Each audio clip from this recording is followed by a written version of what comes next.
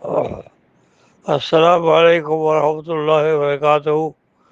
عزیز و مرتضیٰ، آپ کے واسطے سے حضرت واسطہ نبی کی وفات کی خبر پہنچی۔ اللہ ان کا درجات بلند فرمائے، جنت الفردوس نصیب فرمائے، اور اس کے تمام پسماندگان کو صبر جمیل عطا فرمائے۔